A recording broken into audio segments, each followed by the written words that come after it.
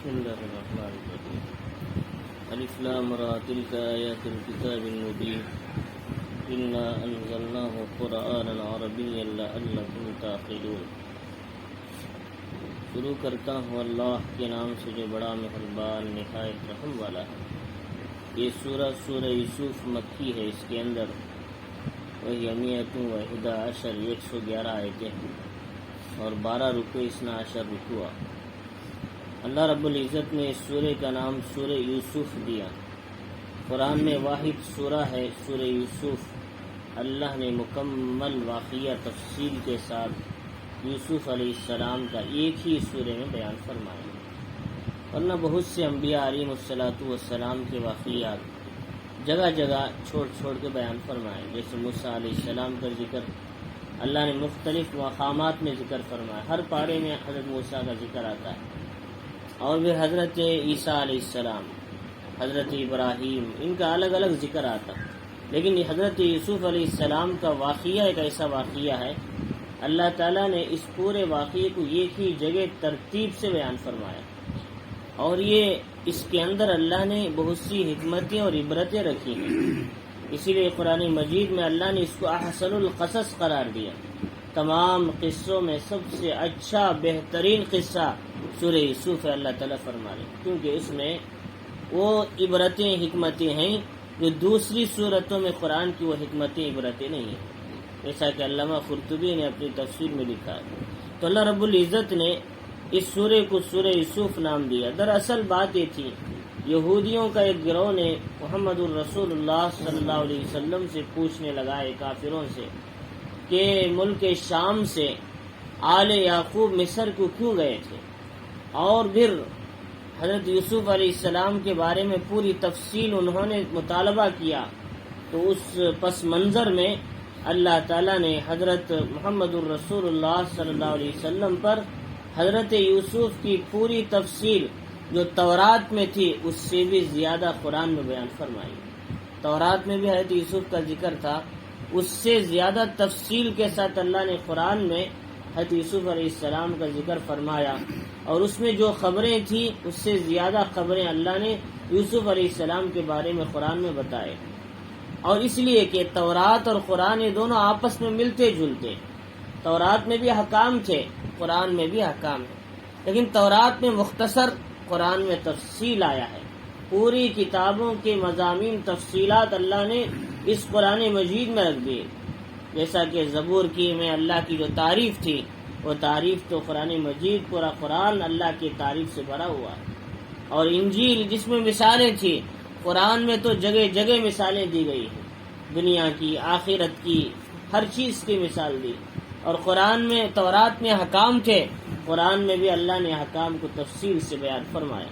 تو اللہ رب العزت نے بتایا کہ الف لام را تلک آیات الکتاب المبین، کہ الف لام را یہ حروف مقطعات میں سے ہے. اس کی مراد اللہ کے سوا کوئی نہیں جانتا.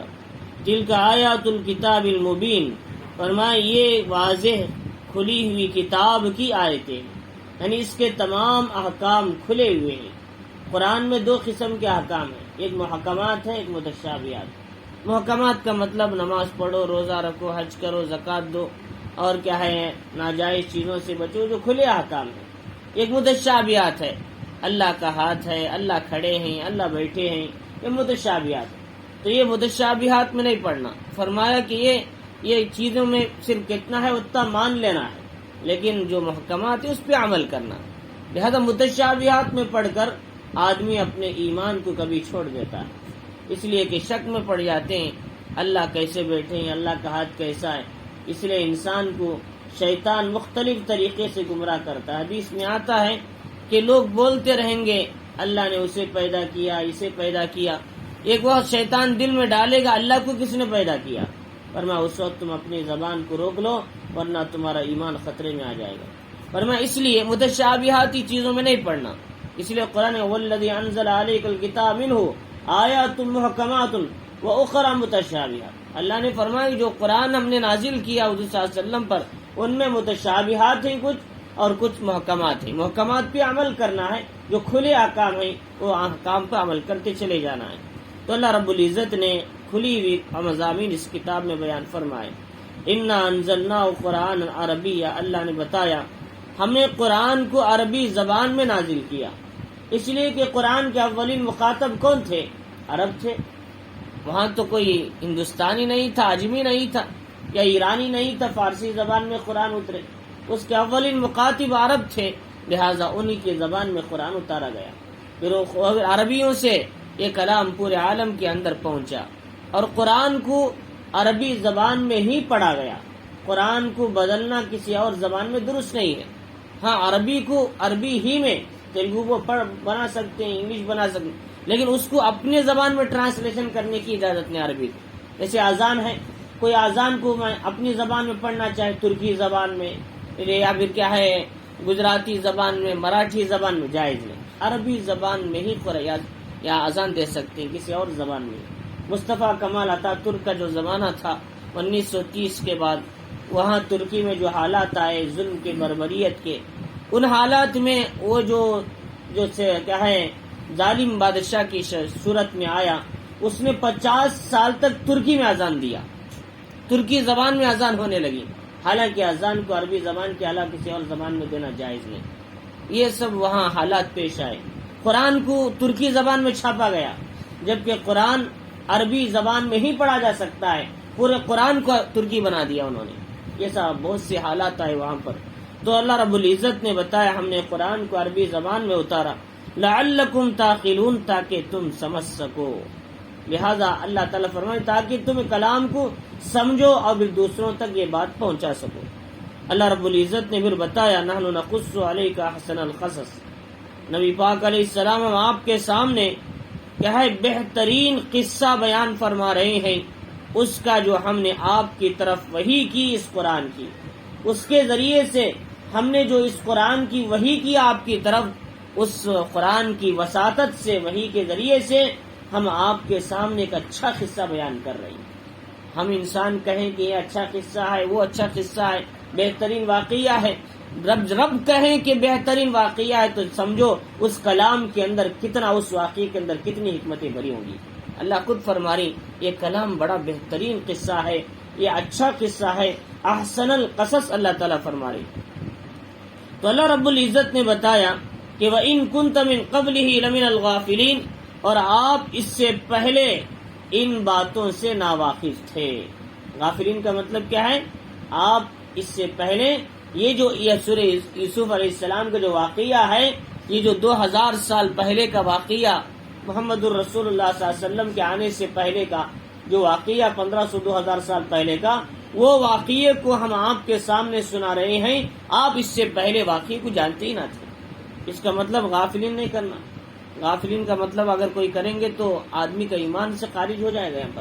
یہاں کا مطلب ہوگا کہ آپ اس سے پہلے اس واقعے کو نہیں جانتے تھے، آپ ناواقف تھے اس واقعے سے. ایسی بہت سی جگہ آتا ہے وَإِن كُنْتَ مِن قَبْلِهِ لَمِنَ الْغَافِلِينَ، اور اسی طریقے سے لَمِنَ الضَّالِّينَ بھی ہے، وہاں پر بھی یہی معنی کرنا چاہیے. اور اس کے بعد یہ بتا اللہ رب العزت نے سورہ شروع کرتے ہوئے اِذْ قَالَ يُوسُفُ لِأَبِيهِ، یوسف علیہ السلام نے بچپن میں آپ کے پورے 12 بھائی تھے یوسف علیہ السلام کے، ان میں سے 2 بیویاں تھیں، حضرت یعقوب کی 2 باندیاں تھیں، اور ایک بیوی سے 2 بیٹے تھے، حضرت یوسف، حضرت بنیامین. دوسری بیوی سے 10 بیٹے تھے، باندیاں وغیرہ، وہ کیا ہے ان کے بعد روبین تھے، وہ کیا ہے وہ یہودا تھا، لاوی تھا، کیا ہے شمعون تھا، یہ سب ان کے اور دوسری بیوی سے بیٹے تھے. تو گویا حضرت یوسف علیہ السلام کے پیشانی میں نبوت کے اثرات نظر آتے تھے، اس لیے یعقوب علیہ السلام نے ان سے بہت محبت کرتے تھے. اور دوسری بات، بنیامین کی پیدائش کے ساتھ ان کی ماں کا بھی انتقال ہو گیا تھا. اب بے ماں کے بچے کو باپ سے بہت محبت ہوتی ہے. یہ دوسرے بڑے بھائیوں کو جمع نہیں، حسد ہونے لگا. کام گھر کا ہم کرتے ہیں، بکریاں بھیڑ ہم چراتے ہیں، لیکن باپ یوسف سے محبت کرتے ہیں، یہ بالکل درست نہیں ہے. تو یہ بھائیوں کے اندر حسد کی ایک آگ ڈال دی شیطان نے. تو ایک دن ایسا ہوا کہ یوسف علیہ السلام رات میں سوئے تھے، انہوں نے خواب میں دیکھا کہ 11 ستارے، سورج اور چاند ان کے سامنے سر نگو ہیں، سجدہ کر رہے ہیں۔ تو یہ کیفیت آپ نیند میں دیکھ کر گھبرا گئے، پریشان ہوئے اور اپنے ابا یعقوب علیہ السلام کو سنایا، اور انفرادی میں، اجتماعی نے، سب کے سامنے نہیں، الگ سے اپنے ابا کو سنایا۔ میں نے رات 11 ستارے دیکھے، سورج اور چاند دیکھا، میرے سامنے سر نگو ہو رہے ہیں، جھک رہے ہیں۔ تو یعقوب علیہ السلام نے سمجھ گئے یقیناً یہ بڑی ہستی بننے والی ہے، آئندہ چل کر اللہ ان کو نبی بنائے گا، میری وراثت کو نبوت کی اس کے ذریعے سے چلائے گا آئندہ۔ تو لہٰذا یعقوب علیہ السلام نے اپنے بیٹے سے کہا، بیٹا یہ خواب کسی کے سامنے اپنے بھائیوں میں سے ذکر نہ کرنا، اس لیے کہ ہو سکتا ہے بھائی تمہارے لیے حسد کر دے۔ فرمایا کہ اذ قال یوسف لابیہ، یوسف علیہ السلام نے اپنے ابا سے کہا، اے ابا انی رأیت 11 کوكبا، میں نے 11 ستارے دیکھے نیند میں، خواب میں، اور سورج اور چاند کو دیکھا جو مجھے سجدہ کر رہے ہیں۔ فرمایا قال یا بنی لا تقصص رؤیاک، بیٹا اپنا خواب اپنے بھائیوں کے سامنے نہ سنانا، فیکیدوا لک کیدا، وہ تمہارے ساتھ کہیں مکر نہ کر بیٹھے، کوئی چال نہ چل جائیں، ان الشیطان للانسان عدو مبین، یہ تمہارے بھائیوں کی غلطی نے شیطان حسد ڈال دیتا ہے۔ یہاں کس کے اوپر ڈال رہے ہیں؟ شیطان کے اوپر ڈال رہے ہیں، ان الشیطان، اس لیے کہ شیطان انسان کا کھلا ہوا دشمن ہے، حسد پیدا کر دیتا ہے، بغض ڈال دیتا ہے، اس کا کام ہی ہے۔ اب یعقوب علیہ السلام یوسف علیہ السلام سے کہہ رہے ہیں، بیٹا اپنے بھائیوں کے سامنے ذکر نہیں کرنا، وہ تم کو نقصان پہنچا سکتے ہیں یا حسد کر سکتے ہیں۔ لہذا معلوم یہ ہوا اگر ہم کو پتا ہے کہ کوئی آدمی کسی کو نقصان پہنچانے والا ہے، کسی کے گھر میں چوری ہونے والی ہے، کوئی کسی کو قتل کرنے والا، نعوذ باللہ، فرمایا ہم کو معلوم ہے تو ہم اس کو بتا دینا چاہیے تاکہ وہ اپنا حفاظتی انتظام کر سکے۔ یہ غیبت میں داخل نہیں ہے، یہ اپنے بھائی کو چاہے بچانا ہے، خیر خواہی کرنا، جیسا کہ یعقوب علیہ السلام نے اپنے بچے سے کہا کہ بیٹا اس کا ذکر نہ کرنا۔ دوسری بات یہ ہے کہ جب آدمی کو معلوم ہے کہ اللہ نے جو مجھے نعمتیں عطا کی، میں ان نعمتوں کو دوسروں کو سناؤں گا تو سامنے والا حسد کرے گا، نہ سنانا بہتر ہے، اپنے دل میں رکھ لے۔ حدیث میں آتا ہے اپنے رازوں کو چھپا کر اپنے ترقی کے راستوں کو کیا ہے مکمل کرو، اس لیے کہ نعمت والے کو پر کیا ہے لوگ حسد کرنے لگتے ہیں، نعمت والے سے لوگ حسد کرنے لگتے ہیں، لہذا سب کے سامنے اپنی نعمتوں کا اظہار زیادہ نہیں کرنا چاہیے۔ تو چنانچہ یعقوب علیہ السلام نے کہا کہ بیٹا اگر تم نے ذکر کیا، ہو سکتا ہے کہ بھائیوں میں حسد پیدا ہو جائے اور اس کا کوئی دوسرا معنی لے لے، فرمایا اس لیے شیطان انسان کا کھلا ہوا دشمن ہے، تم اپنے بھائیوں کے سامنے اس خواب کا ذکر نہ کیا کرو۔ وَكَذَلِكَ يَجْتَبِيكَ رَبُّكَ، بالکل اسی طرح آپ کا رب آپ کو چن لیا، آپ کو کیا ہے منتخب کرے گا، وَيُعَلِّمُكَ مِن تَعْوِيلِ الْأَحَادِيثِ، اور تمہیں خواب کی تعبیر کا علم بھی سکھائے گا۔ اللہ تم کو نبی بھی بنائے گا میرے بعد، خواب کی تعبیر کیا ہوتی ہے اس کا صحیح علم تم کو عطا کرے گا، وَيُتِمَّ نِعْمَتَهُ عَلَيْكَ، اور آپ پر اور یعقوب کے گھر والوں پر نعمتیں مکمل کرے گا، جیسا کہ آپ کے ابا ابراہیم، اسحاق علیہ السلام پر اللہ نے نعمتوں کو مکمل کیا تھا، ایمان کی نعمت، اعمال کی نعمت، ہر نعمت اللہ تعالیٰ نے ان کو عطا کی تھی، لہذا جیسے ان کو اللہ نے نعمتیں عطا کی ویسا تم کو بھی اللہ عطا کرے گا، جیسے اللہ نے ان کو نبوت عطا کیا تم کو بھی نبوت عطا کرے گا، علم و حکمت دے گا۔ اور اس سے معلوم یہ ہوا کہ نبوت کے ساتھ ساتھ یعقوب یوسف علیہ السلام کو خواب کی تعبیر کا علم دیا گیا تھا، ویسے ہی ابراہیم اور اسحاق علیہ السلام کو بھی اللہ تعالیٰ نے نبوت کے ساتھ خواب کی تعبیر کا علم دیا تھا۔ یہاں ذکر کر رہے ہیں کما اتمھا علی ابویک من قبل ابراہیم، ایسا مطلب ہے جیسے اللہ تعالیٰ تمہارے ابا ابراہیم و اسحاق کو تعبیر کا علم دیا تھا، علم نبوت دیا تھا، ویسا اللہ تم کو بھی عطا کرے گا۔ یہ مطلب ہے اس آیت کا۔ تو چنانچہ اللہ رب العزت نے فرمایا ان ربک علیم حکیم، بے شک آپ کا پروردگار جاننے والا اور حکمت والا ہے، کب کس وقت کیا عطا کرنا ہے اللہ کی ذات جانتی ہے اور حکمت والی ہے۔ اور یہ حضرت یوسف علیہ السلام کو جو خواب کی تعبیر کا جو علم ملا تھا، یہ علم ایسا پکا علم تھا جس کا تعلق وحی کے ساتھ ہوتا تھا۔ ہم اگر تعبیر بتائیں غلط ہو سکتی ہے، لیکن یوسف علیہ السلام جو خواب کی تعبیر دیتے تو ایک دھاگے کے برابر بھی فرق نہیں ہوتا تھا، جیسے بولتے ویسا ہی ہوتا تھا۔ یہ جیسا کہ آئندہ اس کا ذکر آ رہا ہے۔ چنانچہ یوسف علیہ السلام نے کیا ہے، اللہ تعالیٰ نے آپ کو خواب کی تعبیر کا علم دیا۔ ہمیں یہ بات ذہن میں رکھنا چاہیے، خواب کب سنانا چاہیے، کب نہیں سنانا چاہیے۔ خواب کی تفصیلات کیا ہیں؟ خواب کی 3 قسمیں ہیں، اس کو ذہن میں رکھیں۔ پہلی چیز یہ ہے کہ خواب تحدیث نفس کہلاتا ہے۔ تحدیث نفس کا مطلب یہ ہے ہم دن میں کسی سے بات کرتے ہیں، اڑتے ہیں، بیٹھتے ہیں، اور رات کو خواب میں صورتیں نظر آتی ہیں، اس کو تحدیث نفس بولتے ہیں۔ یہ خواب کا کوئی اثر نہیں ہوتی۔ دوسرا ہوتا ہے تصویر شیطانی، شیطان کچھ ڈرونی صورتوں کو رات میں انسان کی روح عالم ارواح سے کنیکشن رکھتی ہے۔ یہ جسم کا تعلق انسان سے روح سے ہٹ جاتا ہے جب شیطان کچھ صورتیں لا کر دکھاتا ہے۔ فرمایا اس کو تصویر شیطانی کہتے ہیں۔ اس سے بھی کچھ نہیں ہوتا، لیکن اس کا ذکر دوسروں کے سامنے نہیں کرنا۔ برا خواب اگر کوئی آدمی دیکھا تو پہلے اللہ کی پناہ مانگنا اور بائیں طرف دھتکارنا تو بلکہ 3 مرتبہ، اور اس کے بعد صدقہ دینا، اے اللہ اس برے خواب سے میری حفاظت فرما، اللہم انی اعوذ بک من شر ہذہ الرؤیا، اے اللہ اس برے خواب سے میری حفاظت فرما اور تیری پناہ میں آتا ہوں۔ چنانچہ اعوذ بکلمات اللہ التامات من غضبہ وعقابہ وشر عبادہ ومن حمزات الشیاطین ویحضرون۔ اگر کوئی برے خواب دیکھیں، اس دعا کو پڑھ کر سو جائیں، پھر برے خواب آنا بند ہو جائیں گے۔ تو چنانچہ برا خواب اگر دیکھیں، کسی کے سامنے ذکر نہیں کریں، اگر ذکر کرنا ہی ہے، گھبراہٹ ہے، کسی عالم کے سامنے ذکر کرو، کسی جاننے والے کے سامنے ذکر کرو، وہ کچھ نہ کچھ خواب کی صحیح تعبیر دینے کی کوشش کرے گا۔ ہم نے ہر ایرے غیر نتو خیرے سے پوچھنے لگیں گے، وہ اگر غلط خواب کی تعبیر دیا، جیسے تعبیر دیا ویسے ہی واقع ہو جائے گا، حضور صلی اللہ علیہ وسلم نے فرمایا۔ تو لہذا اس لیے ہم کو خواب کی تعبیر میں جلدی نہیں کرنا چاہیے، اہل علم سے پوچھنا چاہیے۔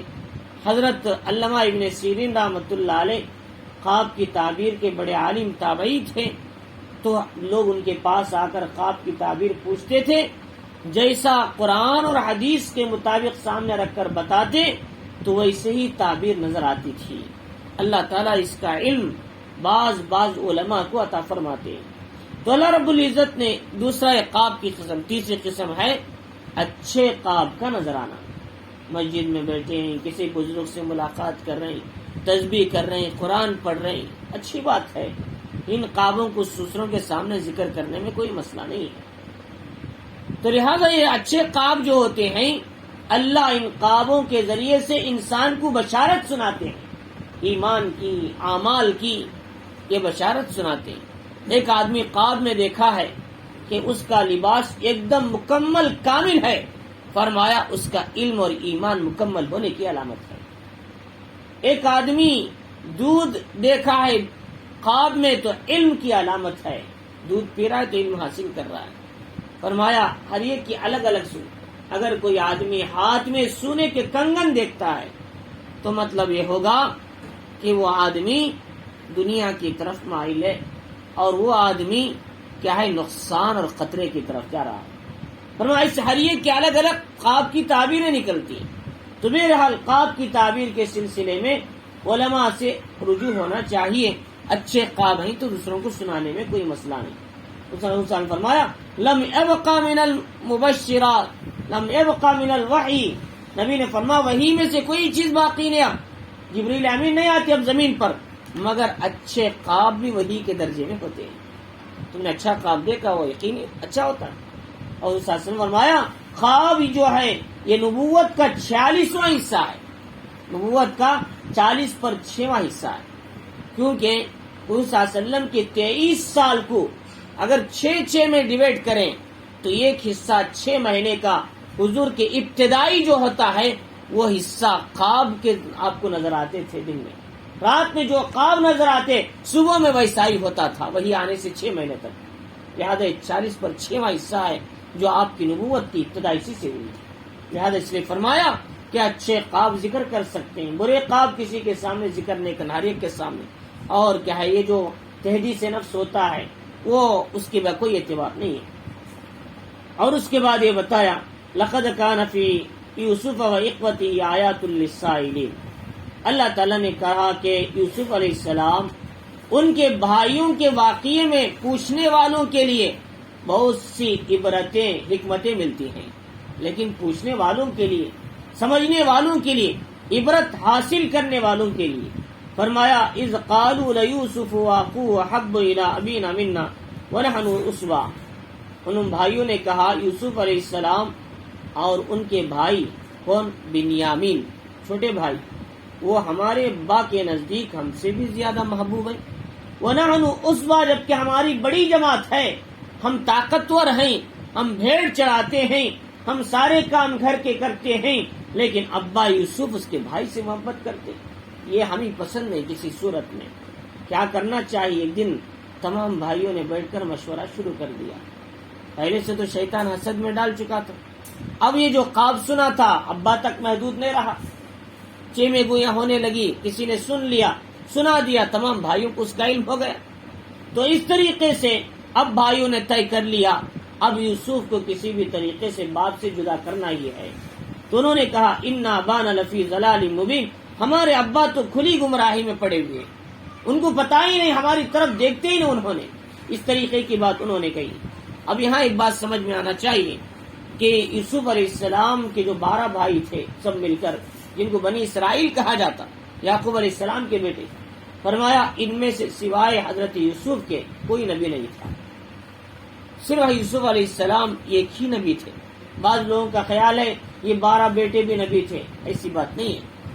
اگر یہ نبی ہوتے تو اپنے بھائی یوسف علیہ السلام کو قتل کرنے یا پھر ان کو نقصان پہنچانے کا کبھی خیال بھی نہ کرتے، کیونکہ نبی کسی کو نقصان نہیں پہنچاتے۔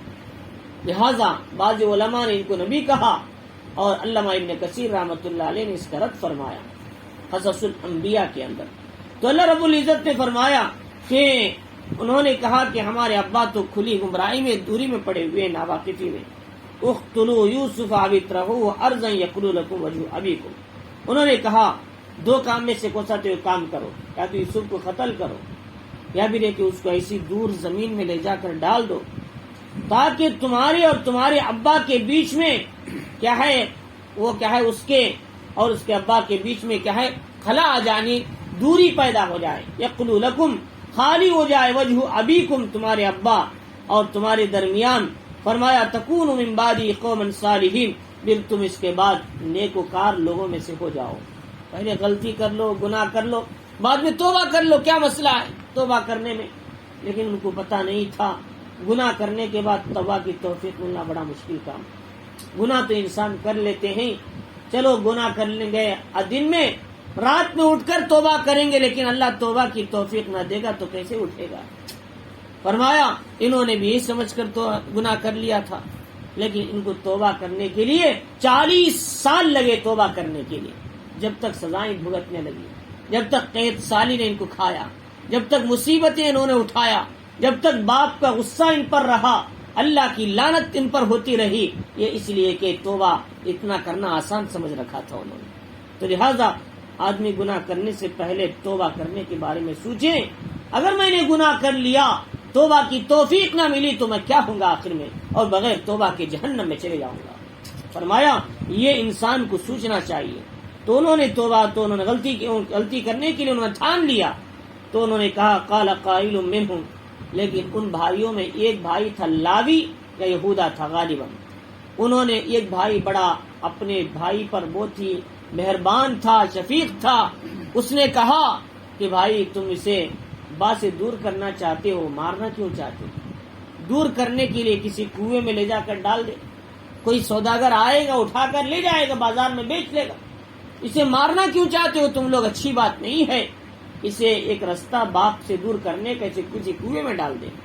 قال قائل منہم، ان میں سے کہنے والے نے کہا لا تقتلوا یوسف، یوسف کو قتل نہ کرو، والقوا فی غیابۃ الجب، کسی گہرے کنویں میں ڈال دو، یلتقطوا بعض السیارہ، کوئی بعض قافلے والے آئیں گے اسے اٹھا کر لے جائیں گے، ان کنتم فاعلین، اگر تم کرنا ہی ہے۔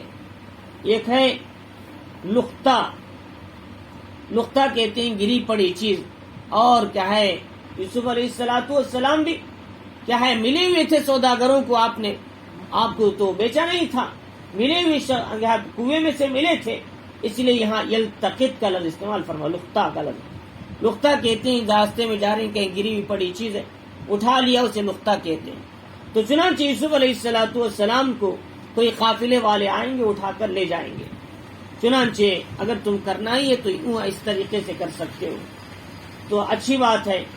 پہلے یوسف کو باپ سے جدا تو کریں گے، انہوں نے کہا پہلے یوسف کو باپ سے جدا کرنے کے بعد میں دیکھیں گے کیا ہونا ہے، کنویں میں ڈالنا ہے کہیں اور پھینکنا ہے۔ تو چنانچہ انہوں نے کہا کہ قالوا یا ابانا ما لک لا تامنا، یعقوب علیہ السلام کے پاس آئے، کہا اے ابا آپ ہم پر یوسف پر بھروسہ کیوں نہیں کرتے، ہمارے بارے میں یوسف کے بارے میں ہم پر بھروسہ کیوں نہیں کرتے، مطمئن کیوں نہیں ہو تم ہمارے بارے میں، ہم یوسف کو لے کر جائیں گے، وَإِنَّا لَهُ لَنَاصِحُونَ، ہم اس کے خیر خواہ ہیں، ذرا چلائیں گے پھرائیں گے، اسے بھیڑ چرانے کا طریقہ سکھائیں گے اور دوڑ لگائیں گے، ہمارے ساتھ کھیل سکے یوسف بھی، کتنے روز آپ کے ساتھ رہے گا یہ، ذرا باہر جنگل میں نکل کر دیکھیں، وہاں کی آب و ہوا، وہاں کا سکون اسے ملے گا۔ یعقوب علیہ السلام نے کہا بیٹا ابھی اس کی عمر نہیں لے جانے کی، چھوٹا سا ہے۔ یوسف علیہ السلام جب گئے تھے، بعض تفسیروں میں لکھا 17 سال، لیکن صحیح بات ہے کہ آپ جب گئے تھے آپ صرف 7 سال کے بچے تھے، 7 یا 9 سال، لیکن پیغمبر جلدی جلدی بڑے ہو جاتے ہیں، اللہ کا اصول ہے، پیغمبروں کو اللہ تعالیٰ جلدی جلدی بڑے کرتے ہیں۔ چنانچہ وہ 7 سال کی عمر میں 9-10 سال کے نظر آ رہے تھے، تو چنانچہ ان کو لے کر گئے تو ان کے ابا نے کہا ارسلوا معنا غدا یرتع ویلعب، ہمارے ساتھ بھیجیں تاکہ وہ خوب کھائیں پیئیں کھیلیں، وَإِنَّا لَهُ لَنَاصِحُونَ، لَهُ لَحَافِظُونَ، ہم اس کی حفاظت کریں گے، ہم ذمہ داری لیتے۔ ابا نے 2 باتوں کا اظہار کیا، خوف کا، 2 باتوں کی وجہ سے میں یوسف کو نہیں بھیج سکتا۔ ایک بات تو یہ ہے کہ تم یوسف کو لے جاؤ تو اس کی جدائی کی وجہ سے مجھے غم ہوگا، میں اپنے سے جدا کرنا نہیں چاہتا اسے۔ دوسری چیز یہ ہے کہ ایسا نہ ہو کہ بھیڑیے اسے کھا لیں، وَأَنْتُمْ عَنْهُ غَافِلُونَ، اور تم اس سے غافل ہو جاؤ۔ شاید یعقوب علیہ السلام کو نہیں بولنا چاہیے تھا بھیڑیے کا لفظ، انہوں نے موقع کا غنیمت جان لیا۔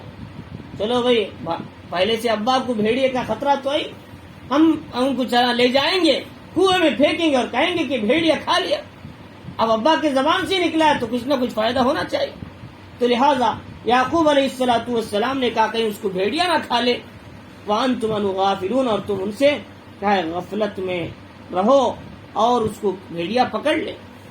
چنانچہ جب یعقوب علیہ السلام نے بتایا تو بھائیوں نے سنا، اصرار کیا، اب نہیں بھیجتے تو مسئلہ پیدا ہو سکتا تھا، بھائیوں میں حسد اور زیادہ ہو سکتا تھا۔ چنانچہ بھائیوں نے کہا قالوا لئنک لو الذئب ونحن عصبہ، اگر بھیڑیے کھا لیے یوسف کو تو ہم کیا دیکھتے کھڑے رہیں گے؟ چنانچہ ہم اسے مار کر ختم کریں گے، یوسف کو ہم بچا لیں گے، انا اذا لخاسرون، اگر ہم دیکھتے کھڑے رہے یوسف کو بھیڑیے نے کھا لیا تو اسی صورت میں ہم بڑے نقصان میں ہو جائیں گے، لہٰذا ہم کبھی ایسا ہونے نہیں دیں گے، یوسف کو تو صحیح سالم لے کر آئیں گے شام میں۔ چنانچہ سارے لوگوں نے یوسف علیہ السلام کو لے کر گئے، ہنستا کھیلتا، جب ذرا دور چلے گئے تو رستے میں یوسف علیہ السلام کو مارا اور پیٹا، برا بھلا کہا، تکلیف دی۔ اس کے بعد ان کے بھائیوں نے ان کو اوپر ایک کرتا تھا، وہ کرتا نکال لیا، اندر ایک کرتا رہتا تھا، تو اس کرتے کو آپ نے پہن لیا، یعنی ایک کرتا یعقوب علیہ السلام نے حضرت یوسف علیہ السلام کو پہنایا تھا، اور وہ کرتا اندر تھا، وہ وراثتاً یا ابراہیم علیہ السلام سے حضرت یعقوب سے ہوتے ہوئے یوسف علیہ السلام کو ملا تھا، وہ جنت سے آیا ہوا کرتا تھا، ابراہیم علیہ السلام کو اللہ نے عطا کیا تھا، پیراہن یوسف بولتے ہیں اسے۔ اور ابراہیم علیہ السلام جب آگ میں کودے تھے یہی جبہ پہن کر کودے، اللہ نے آگ کو گلے گلزار کر دیا تھا، تو چنانچہ یعقوب علیہ السلام نے ان کو پہنا دیا تھا اندر، اوپر ایک اور کرتا، اس کے اوپر ایک اور کرتا تھا. انہوں نے اوپر کا کرتا نکال لیا، یعقوب علیہ یوسف علیہ السلام کو رسی سے باندھ کر کنویں میں لے جا کر ڈال دیا، اندر چھوڑ دیا. اور جب یوسف علیہ السلام اندر کنویں میں چلے گئے، پانی تھا، ایک پتھر پہ جا کر بیٹھ گئے. جیسے ہی پانی آیا تو آپ پانی میں گئے تو اللہ تعالیٰ نے یوسف علیہ السلام کو، جبرائیل امین کو حکم دیا، جاؤ یوسف کو لے جا کر کنویں کے پتھر پہ بٹھا دو، لے جا کر اسے پانی میں ڈوبنے نہ دو. چنانچہ ان کو لے کر گئے، ایک بازو بڑا پتھر تھا، اس پہ ان کو بٹھا دیا. تو ادھر سے بھائیوں نے یوسف علیہ السلام کو ڈال کر چلے گئے. فلما ذهبوا به، وہ ان کو لے کر گئے، واجمعوا، سب ملے، ان يجعلوا في غيابة الجب، پھر ان کو ایک گہرے کنویں میں لے جا کر ڈال دیا. جب کہتے ہیں انتہائی گہرا، کالا اور گہرا، اندر دیکھے تو نظر نہیں آتا اس کا اندر کا حصہ، اسے کہتے ہیں غیابت الجب، یعنی جو چیز اندر چلے جائے نظر نہ آئے، اسے کہتے ہیں غیابت الجب. چنانچہ لے آ کر ڈال دیا. وَأَوْحَيْنَا، جب جیسے ہی ڈالا، ہم نے یوسف علیہ السلام کے دل میں ایک بات ڈالی. ابھی پیغمبر نہیں تھے لیکن الہام کیا ہم نے. وَأَوْحَيْنَا، ہم نے کیا ہے وحی کی اس کی طرف، یعنی یوسف علیہ السلام کی طرف. لَتُنَبِّئَنَّهُمْ بِأَمْرِهِمْ هَٰذَا وَهُمْ لَا يَشْعُرُونَ، یوسف ڈرو نہیں، ہم تم کو اس کنویں سے نکالیں گے. مصر کے کیا ہے عزیز مصر کے بادشاہ کے گھر میں تمہیں پالیں گے، عیش و عشرت، ناز کی زندگی کے ساتھ، لہذا تم ڈرو نہیں. اور پھر ایک وقت تو آئے گا، یہ بھائی تمہارے پاس محتاج بن کر آئیں گے، تم ان کو بتاؤ گے جس بھائی کو تم نے کنویں میں ڈالا تھا مرنے کے لیے، اللہ نے مجھے کیا مقام عطا فرمایا.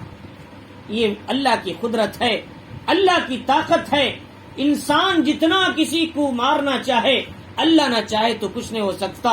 مدعی لاکھ برا چاہے تو کیا ہوتا ہے، وہی ہوتا ہے جو منظور خدا ہوتا ہے. تو چنانچہ یا یوسف علیہ السلام، آپ ڈرو نہیں، آپ ایک دن اپنے بھائیوں کو سمجھاؤ گے کہ تم نے جس بھائی کو کنویں میں ڈالا تھا، آج میں وہی بادشاہ بن کر، وزیر اعظم مصر کا بن کر بیٹھا ہوں. تو چنانچہ وجاؤ اباہم، بھائی کو ڈال دیا. شام ہونے لگی، بھیڑ کو لیا، ایک بھیڑ کو مار دیا، ذبح کر دیا، اور یوسف علیہ السلام کے کرتے کو اس میں ڈبا دیا. اور ڈبا کر رات شام میں روتے ہوئے چلاتے ہوئے وہ لوگ آنے لگے. وجاؤ اباہم عشاء یبکون، رات کے وقت میں اپنے ابا کے پاس وہ لوگ روتے ہوئے آئے. چنانچہ اصول یہ ہے، انسان جب گناہ کرتا ہے اس کی عقل چلی جاتی ہے. چنانچہ آدم علیہ السلام کے بیٹے نے گناہ کیا، قابیل نے اپنے بھائی کو مار دیا، حابیل کو. لاش کو 2 مہینے تک لے کے پھرتے رہے، کیا کرنا اسے. لوگ دیکھیں گے تو کیا بولیں گے، وہ پہاڑ سے یہ پہاڑ، یہ پہاڑ سے وہ پہاڑ. بعد میں کوا آیا، اپنے دوسرے کوے کو مار کے دفن کیا. جب اسے سمجھ میں آیا مجھے بھی اسے دفن کرنا چاہیے، اس نے کہا ہائے افسوس، میں اس کوے سے بھی گیا گزرا ہو گیا، میری عقل اس کوے سے بھی کم ہے، یہ تو بہتر ہے میرے سامنے. یہ اب دفن کرنے کا طریقہ اس نے یہ کوے سے سیکھا. تو چنانچہ کہ اس نے کہا کہ اپنے بھائی کو قتل کرنے کے بعد کاش میں اس کوے جیسا ہوتا تو بھی کافی تھا، عقل چلی گئی اس کی. تو بالکل اسی طرح ان بھائیوں نے جب یوسف علیہ السلام کے کرتے کو اگر دکھانا ہی تھا ابا کے لیے، ذرا پھاڑ کر، ذرا ادھر ادھر سے توڑ کر، اس کے بعد خون میں ڈال کر لے جاتے تو ابا یقین کرتے، لیکن ان کی بے وقوفی، عقل ختم ہو چکی تھی. چنانچہ انہوں نے صحیح سالم کرتے کو خون میں لے جا کر دے دیا. ابا نے کرتا دیکھ کر کہا کہ بھائیو، اے بیٹو، میرا یوسف کو کھانے والا جو بھیڑیا کتنا بہترین بھیڑیا ہے، کتنا نیک ہے، وہ بغیر کسی تکلیف دیے کرتا اتار کر کھایا ہے، وہ مکمل کرتا اتار کر کتنی کیا ہے نزاکت کے ساتھ کھایا ہے. کیا کبھی بھیڑیا بھی ایسا کھا سکتا ہے؟ توڑ دیتا ہے، پھاڑ دیتا ہے. اور یہ میرے یوسف کے کرتے کو اتنا کلین سے نکال کر کیسے کھایا؟ یہ تمہاری دل کی بنائی ہوئی بات ہے، اس میں کوئی حقیقت نہیں. لیکن میں اللہ کے سامنے شکایت نہیں کرتا، بس صبر کرنے میں ہی میرا فائدہ ہے. یہ پیغمبر کا اصول ہے. پیغمبر واویلا نہیں بچاتے، صبر کرتے اس لیے کہ پیغمبر کو اللہ کی طرف سے وہ باتیں ملتی ہیں جو عام انسان اسے نہیں جانتے. یعقوب علیہ السلام نے کہا میرے یوسف کو بھیڑی نے نہیں کھایا، یقین تم نے کوئی دوسرا ان کے ساتھ کیا ہے معاملہ کیا ہے، لہذا اللہ تعالیٰ سے میں اس وقت مدد کے سوا کچھ نہیں کر سکتا، تو چنانچہ اللہ تعالیٰ ہی میری مدد کر سکتے۔ انہوں نے کہا قالوا یا ابانا انا ذهبنا نستبق وترکنا، اے ابا ہم دوڑ لگا رہے تھے ایک دوسرے کے آگے پیچھے ہونے کے لیے، یعنی آگے بڑھنے کے لیے، یعنی دوڑ لگاتے ہی کون آگے بڑھے گا۔ وترکنا یوسف عند متاعنا، یوسف کو ہمارے سامان کے پاس بٹھایا تھا، فاکلہ الذئب، بھیڑی نے کھا لیا۔ وما انت بمؤمن لنا ولو كنا صادقین، اور آپ ہماری بات پر ایمان یقین نہیں رکھتے، مانتے نہیں اگرچہ کہ ہم سچ کہہ رہے ہیں، پھر بھی آپ ہماری بات کو نہیں مانیں گے۔ وجاءوا علی قمیصی بدم کذب، وہ لوگ ان کے قمیص کو، کرتے کو جھوٹے خون میں ڈبا کر لائے تھے۔ قرآن کہتا ہے، قرآن کتنا صاف کہتا ہے، قرآن کیا کہتا ہے، وجاءوا علی قمیصہ بدم، اتنا کافی تھا کہ وہ ان کے کرتے کو خون میں ڈبا کر لائے، خون کے کرتے کو لے کر آئے، یہ نے کہا بدم کذب، جھوٹا خون کے ساتھ وہ اپنے کرتے کو لے کر آئے۔ جھوٹا خون کا مطلب بنی بنائی ہوئی کہانی بنا کر لائے۔ قرآن نے کتنا صاف انداز میں کہا۔ تو اس کے بعد کہا قال بل سولت لکم انفسکم امرا، یعقوب علیہ السلام نے کہا نہیں، یہ تمہاری کوئی دل کی بنائی ہوئی بات ہے، اس کی کوئی حقیقت نہیں ہے، فصبر جمیل، اس وقت صبر کرنا ہی میرے لیے بہتر ہے، لہذا اللہ المستعان علی ما تصفون، اللہ تعالیٰ ہی سے مدد طلب کرتا ہوں اس پر جو تم بیان کر رہے ہو میرے سامنے، میں اللہ سے مانگتا ہوں، اس سلسلے میں تم سے کوئی شکایت نہیں کرتا۔ حضرت عائشہ صدیقہ رضی اللہ تعالیٰ عنہ پر جب صفوان ابن معطل ایک صحابی ایک جنگ سے واپس ہو رہے تھے، حضور صلی اللہ علیہ وسلم، غزوہ بنو المستلق یا کوئی اور غزوہ تھا، تو اس وقت میں حضرت عائشہ پر تہمت لگا دیا منافقین نے، تو اس وقت کیا کہہ سکتی تھی حضرت عائشہ؟ لوگ آ کر پوچھنے لگے، ماں نے پوچھا، باپ نے پوچھا، تو حضرت عائشہ نے کہا میں اس وقت کچھ نہیں بول سکتی، میں وہی بول سکتی ہوں جو حضرت یعقوب علیہ السلام نے کہا تھا جب ان کے بیٹوں نے خون میں ڈبا کر ان کا کرتا لایا تھے، تو اس وقت میں انہوں نے کہا جو تم کہتے ہو اس پر میں اللہ سے مدد طلب کرتا ہوں، میں اپنی بات کچھ نہیں بول سکتا۔ بالکل اسی طرح آج بھی جب تک اللہ تعالیٰ میری پاک دامنی ظاہر نہ کر دے اس وقت تک میں اپنی زبان نہیں کھولتی، خاموش رہتی۔ چنانچہ اللہ نے 40 دن کے بعد حضرت عائشہ صدیقہ رضی اللہ تعالیٰ عنہا کی پاک دامنی میں اللہ نے ایک رکوع سورت کی نازل فرمائی، سورہ نور کی، فرمایا کہ کبھی بھی نبی کی بیوی غلط کام نہیں کر سکتی، نبی کی بیوی پاکیزہ ہوتی ہے، وہ نبی کا حرم میں اور اس کی خاندان میں اور اس کے نسل میں اور ان کی بیوی بنا کر ہم اسی عورت کو بھیجتے ہیں جس کی نہ پہلے کوئی گناہ ہوا نہ آئندہ کبھی گناہ ہوگا اس سے۔ تو چنانچہ اللہ نے کہا ان ھذا لبہتان عظیم، یہ تو بہت بڑا بہتان ہے۔ چنانچہ ایمان والوں سے کہا تم نے یہ سنتے ہی کیوں نہ کہا؟ حضرت عائشہ سے ایسا نہیں ہو سکتا، نبی کی بیوی سے نہیں ہو سکتا، لیکن تم نے یقین کر لیا۔ اگر تم توبہ نہ کریں گے، اگر تم پر اللہ کی رحمت نہ ہوتی، اللہ تم کو سخت سے سخت سزا دیتا اس تہمت لگانے پر۔ چنانچہ یعقوب علیہ السلام نے یہ کہا کہ میں اللہ سے مدد طلب کرتا ہوں۔ وجاءت سیارۃ، چنانچہ قافلہ آیا، فارسلوا واردہم، وہ قافلہ کون تھا؟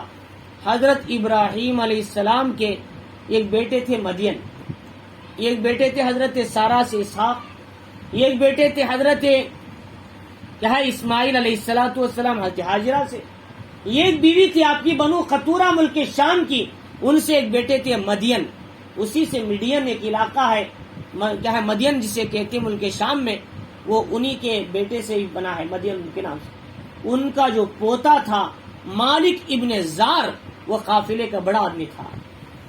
گویا کہ یوسف علیہ السلام اور مالک ابن زار یہ دونوں آپس میں چچا زاد بھائی لگتے تھے۔ تو چنانچہ نہ یوسف علیہ السلام کو ان کو پتا تھا، نہ ان کا یوسف علیہ السلام کو پتا تھا۔ چنانچہ وہ آئے، اللہ تعالیٰ نے قافلہ کہیں جانا تھا، ان کو پانی کی ضرورت رکھ کے قافلے کو کنویں کی طرف پھرا دیا تاکہ یوسف کو لے کر مصر لے کر چلے۔ چنانچہ آئے، دیکھا تو پانی تلاش میں، کنواں میں ڈالنے کے لیے پانی لانے والا اپنا ڈول اس کے اندر ڈالا. فارسلوا واردہم، پانی لانے والے کو بھیجا. فادلا دلوا، اس نے ڈول ڈالا تو اللہ تعالیٰ کی طرف سے حکم آیا یوسف کہ اب تم اپنا پیر اس ڈول کے اندر رکھ دو، کھڑے ہو جاؤ. چنانچہ یوسف علیہ السلام ڈول میں جا کر کھڑ گئے. ڈول چھوٹا نہیں ہوتا، بڑے بڑے ہوتے پانی کے ڈول. چنانچہ انہوں نے اس میں کھڑ گئے. اب وہ لوگ نکالنے لگے تو وزن ہونے لگا. بہرحال نکال لیا. نکالنے کے بعد دیکھا تو ایک خوبصورت بچہ ڈول کے اندر کھڑا ہوا ہے. اور یوسف علیہ السلام کے حسن کو دیکھ کر وہ لوگ حیران ہو گئے. محمد الرسول اللہ صلی اللہ علیہ وسلم نے فرمایا میں نے معراج میں یوسف علیہ السلام کو دیکھا، ان کو نور کا ایک حصہ ملا ہوا تھا. یعنی آدم علیہ السلام کو اللہ نے جو نور دیا تھا اس کا آدھا حصہ اللہ نے یوسف علیہ السلام کو دیا تھا. کیونکہ آدم علیہ السلام کو جو نور ملا تھا اس لیے کہ اللہ نے حضرت آدم کی صورت کو اپنے ہاتھ سے بنایا تھا، کسی اور کو نہیں. صرف آدم علیہ السلام کے چہرے کو اللہ نے اپنے ہاتھ سے بنایا تھا. فرشتوں سے کہا تم ہاتھ بناؤ، پیر بناؤ، سب کچھ تیار کرو، لیکن چہرہ چھوڑ دو، میں آدم کا چہرہ اور سر بناؤں گا. اللہ تعالیٰ آدم علیہ السلام کے چہرے کو خود اپنی ذات سے بنایا تھا. تو آپ بتاؤ اللہ بنائیں گے تو اس میں کتنا حسن ہوگا.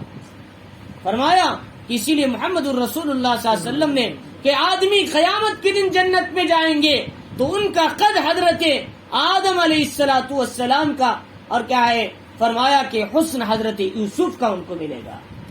فرمایا اور 30-35 سال کے جوان عمر میں حضرت عیسیٰ آسمانوں میں جو اٹھائے گئے وہ عمر میں ہر آدمی جنت میں داخل کیا جائے گا، بوڑھے ہونے کی حالت میں نہیں. تو چنانچہ فرمایا کہ حضرت یوسف علیہ السلام خوبصورت تھے.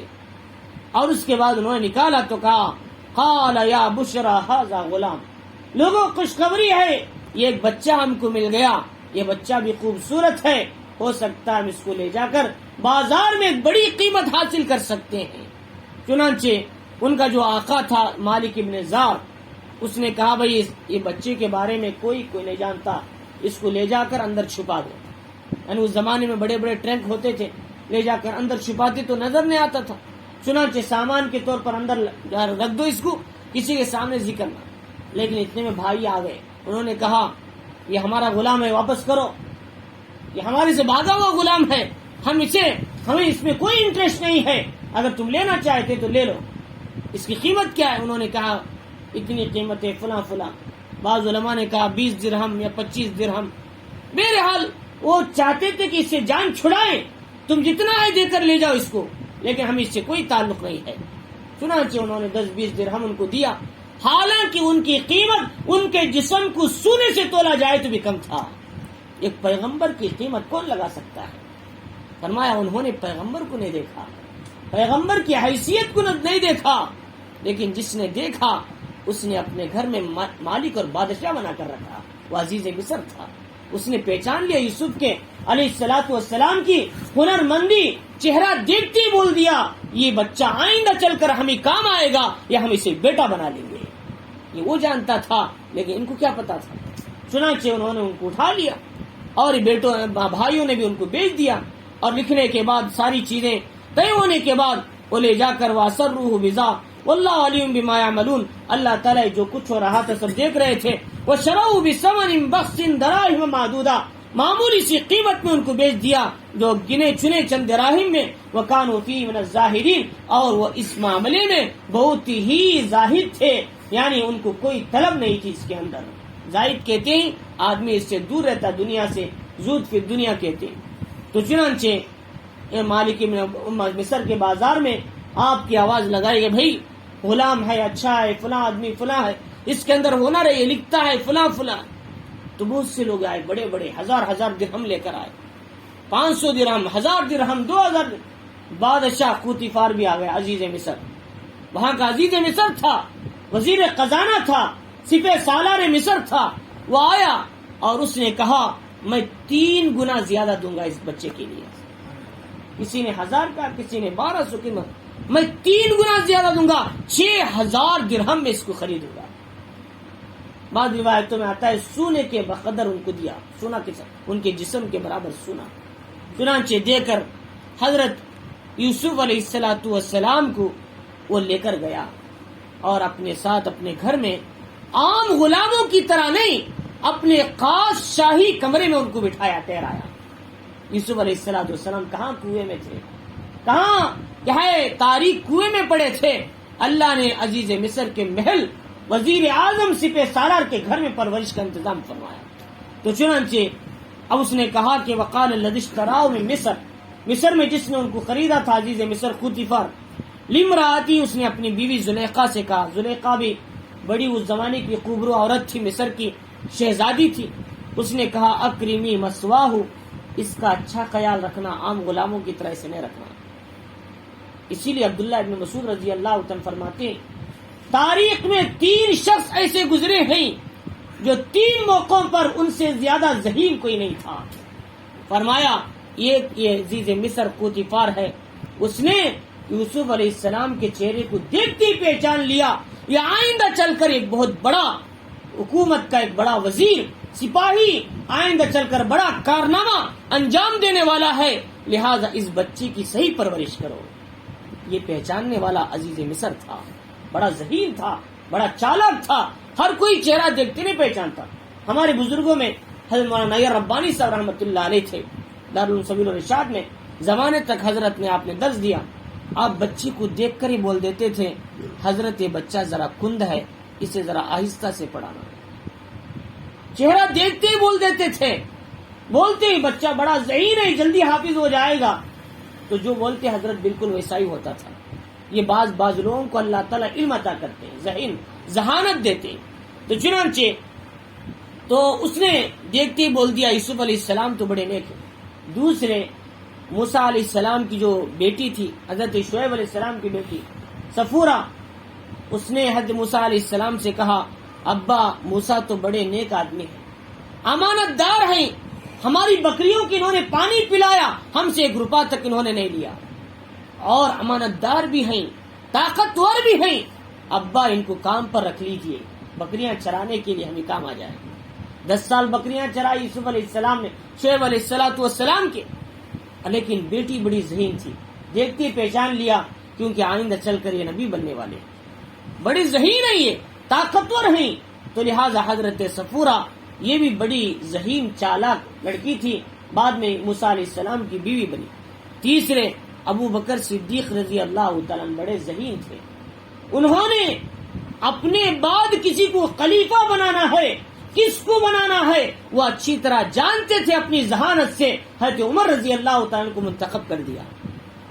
چنانچہ آپ کے بعد عمر رضی اللہ تعالیٰ بارے میں لکھ دیا میرے بعد حضرت عمر رضی اللہ تعالیٰ خلیفہ بنیں گے، اور یہ 3 حضرات پہلے ہی آئندہ آنے والے حالات اور آئندہ کی جو ہے ذہانت کے ذریعے سے انہوں نے پہچان کر صحیح منتخب کیا، صحیح انتخاب کیا، لہذا انہی میں ایک عزیز مصر بھی تھا، اس نے کہا کہ اپنی بیوی سے بچے کی اچھی پرورش کرنا، عسیٰ ان ینفعنا، ہو سکتا ہے آئندہ چل کر میری سپہ سالاری کی جگہ میں اس کو بنا دے ولی عہد، میں جب چلے جاؤں گا اس کو ولی عہد بنا دے، اور دوسرا یہ کہ اگر نہ ہو سکے تو کم از کم ہمارا بیٹا ہی بنا لے، اس کی کوئی اولاد نہیں تھی، چنانچہ کہا ہمارا بیٹا ہو جائے گا، اور خوبصورت ہے، اور کیا ہے چہرے پر کیا ہے خوبصورتی ہے، حسن ہے، اس نے دیکھتے ہی پہچان لیا۔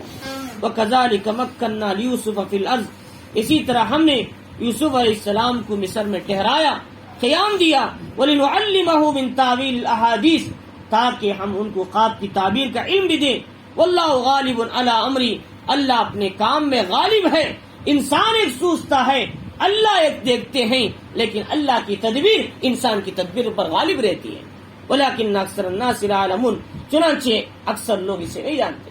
میرے حال یوسف علیہ السلام اسی محل میں بڑے ہوئے، 40 سال کے ہو گئے، جوان ہوئے، اللہ تعالیٰ نے یوسف علیہ السلام کو چاہتا کسی سردار کے ہاتھ میں بیچ دیتا، کسی رئیس کے ہاتھ میں بیچ دیتا، لیکن نہیں بیچا، کیوں؟ اس لیے کہ آئندہ چل کر یوسف علیہ السلام کو مصر کا وزیر اعظم بننا ہے، اور جو وزیر اعظم بننے کے لیے سپہ سالار کا ہونا ضروری ہے، جنگوں میں لڑنا، طاقت سے اور ہتھیار چلانا، گھوڑ سواری، یہ ساری چیزیں اللہ تعالیٰ نے خوتیفار کے گھر میں تربیت دے دی 40 سال کے اندر، چنانچہ بہترین سپہ سالار بنے آپ، خود قوتی فار بھی ان سے نہیں لڑ سکتا تھا، اس طرح آپ لڑا کرتے تھے۔ اللہ تعالیٰ نے تلوار چلانے کا اچھا ملکہ آپ کو عطا فرمایا۔ بات کا مسئلہ ہے آپ پر تہمت لگی، آپ جیل میں چلے گئے، 9 سال جیل کے اندر آپ نے کاٹا، لیکن تربیت تو انہوں نے پا لیا۔ ایک سپہ سالار کو کیسے ہونا چاہیے، ایک وزیر اعظم کو کیسا ہونا چاہیے۔ اللہ تعالیٰ چاہتے تھے ملک مصر میں کیا ہے، شرک ہے، بدعت ہے، گناہ ہے، کفر ہے، الہاد ہے، یہ نبی کے ذریعے سے ختم بھی کرنا، یہاں توحید کو بھی زندہ کرنا، یہاں انصاف کے لیے یوسف کو وزیر اعظم بھی بنانا ہے۔ اللہ ایک ساتھ دونوں عطا کرنا چاہتے تھے۔ چنانچہ ساتھ میں تیسرا، سونے پر سہاگا، خواب کی تعبیر کا علم ایسا دیا، مصر کے بڑے بڑے پجاری اور کیا ہے جو خواب کی تعبیر دینے والے، وہ سب کے سب عاجز آ جاتے تھے، لیکن یوسف علیہ السلام خواب کی تعبیر بتا دیتے تھے۔ اللہ تعالیٰ نے وہ علم آپ کو عطا کیا۔ تو چنانچہ تو ان آیتوں کے اندر اللہ رب العزت نے پہلی بات تو یہ بتائی کہ ہمیں چاہیے کہ قرآن مجید پڑھیں، اس کے اندر واقعات اور عبرتیں ہیں۔ دوسری بات یہ بتائی کہ دیکھو خواب کی تعبیر کبھی لیٹ سے ملتی ہے۔ یوسف علیہ السلام نے 40 سال پہلے خواب دیکھا تھا، اللہ نے اس خواب کی تعبیر 40 سال کے بعد دکھائی۔ چنانچہ اس کے بعد مصر گئے، جیل میں 10 سال رہے، اس کے بعد اللہ نے خواب کی تعبیر دکھائی۔ لہذا خواب کی تعبیر کبھی جلدی بھی ہوتی، کبھی لیٹ سے بھی اس کی تعبیر ملتی۔ اور دوسری بات بتائی کہ اپنے ہر خواب دوسروں کے سامنے ذکر نہیں کرنا۔ اگر کوئی آدمی کسی کو نقصان پہنچانا چاہتا ہے، اس کا دوسرے اپنے بھائی کو ذکر کرنے میں غیبت نہیں ہے، تاکہ اس کے شر سے محفوظ ہو سکے۔ اور دوسری بات یہ، اپنے راز کو دوسروں کے سامنے ذکر کرنے میں اپنی نعمت کو حسد پیدا ہونے کا امکان ہے، ایسی صورت میں دوسروں کے سامنے ذکر نہ کرنا بھی اچھا ہے۔ اس کے بعد یہ بتایا کہ آدمی جب گناہ کرتا ہے اس کی عقل ختم ہو جاتی ہے۔ اور تیسری بات یہ بتائی کہ اللہ رب العزت نے اللہ تعالیٰ کس طرح اپنی طاقت سے، اپنی قوت سے جو بھائی حضرت یوسف کو ختم کرنا چاہتے تھے کنویں میں ڈالا تاکہ وہ بھائی مر جائے، ختم ہو جائے۔ اللہ نے کنویں سے نکال کر مصر کی شاہی محل میں پہنچایا، یہ اللہ کی عظیم قدرت ہے۔ اور تیسری بات اس کے بعد یہ بتائی، حسد سے انسان کو سوائے اپنے نقصان کے کچھ نہیں ملتا۔ جو آدمی حسد کرتا ہے وہ حسد کرنے والا تو نقصان اٹھاتا ہے، لیکن جس پر حسد کیا گیا اسے تو اللہ تعالیٰ بلند مرتبہ عطا فرماتے ہیں۔ اور حسد میں، رش میں 2 باتوں کا ذہن رکھنا ضروری ہے۔ حسد کہتے ہیں کہ سامنے والے کے پاس جو ہے وہ بھی ہمیں مل جائے اور وہ ہلاک ہو جائے، یہ دوسرے کو بھی جو نعمت ہے دوسرے کے پاس وہ چھن جائے، مجھے مل جائے، اس سے حسد کہتے ہیں۔ شریعت میں بہت بڑا گناہ ہے، یہ کبھی نہیں کرنا، لیکن رشک کرنا جائز ہے۔ اے اللہ، آپ نے فلاں کو مال دیا، دولت دیا، مجھے بھی ویسا مال دے، دولت دے تاکہ صبح و شام تیری راستے میں خرچ کروں، یہ رشک کرنا جائز ہے، لیکن حسد کرنا جائز نہیں۔ حسد آسمانوں میں ہونے والا پہلا گناہ خواہ ہے شیطان نے آدم علیہ السلام پر حسد کیا۔ حسد زمین پر ہونے والا پہلا گناہ قابیل نے حابیل پر حسد کیا تھا۔ چنانچہ حسد کی بیماری انسان کو تباہ کر دیتی ہے۔ تو لہذا اللہ تعالیٰ ہمیں آیتوں کو سمجھنے، انشاءاللہ اس کے بعد اور بھی وضاحتیں ہیں، اللہ تعالیٰ ہمیں اس سے عبرت حاصل کرنے کی توفیق عطا فرمائے۔